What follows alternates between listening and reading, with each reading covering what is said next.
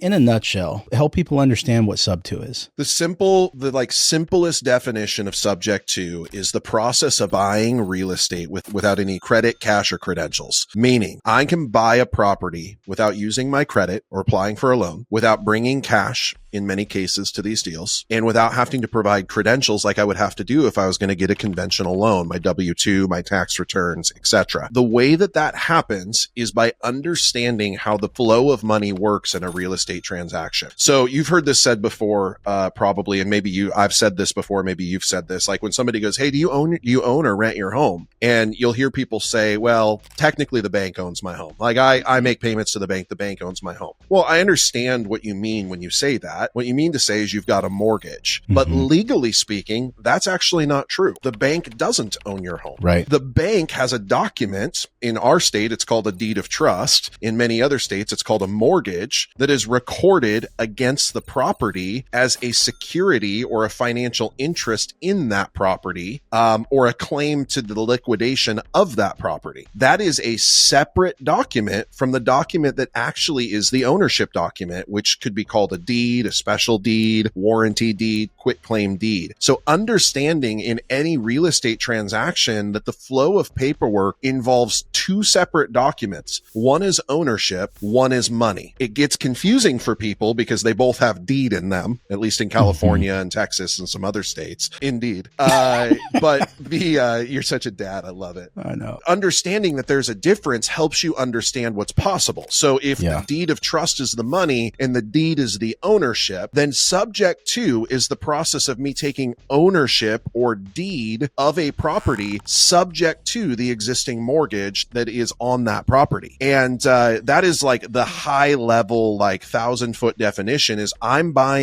taking legal ownership of an asset. And by the way, you can buy anything Subject 2 that has financing. To be clear, it's not just real estate. So I'm going to ask you two questions.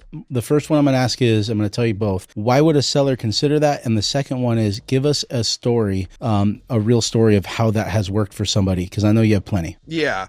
So why somebody would do that really comes down to motivations. You know, as an investor, you know, my situation, and you know this, you're an investor too, like we're not really looking for properties. Like we're not really looking for deals even. We're not even looking for houses. We're looking for motivation. We want to come in as a creative, especially in creative solutions, we want to come in as a solution to a motivation that somebody has that is unconventional. The reason why somebody might do a Subject 2 transaction could be any number of reasons. I'll give you the easiest way to explain this is just to give you some case studies. One of which was a scenario with a guy who had purchased a property, you know, for his principal residence, bought the property, you know, right before the market kind of took its dip when rates started going up and the market kind of stalled out and prices were kind of going bonkers. He bought at the very peak. You know, he had the property for about a year and then he got a phone call from back east offering him his dream job. And the situation was very simple. He was like, he had to be there in a month. And I think it was actually 3 weeks. He had to be out there.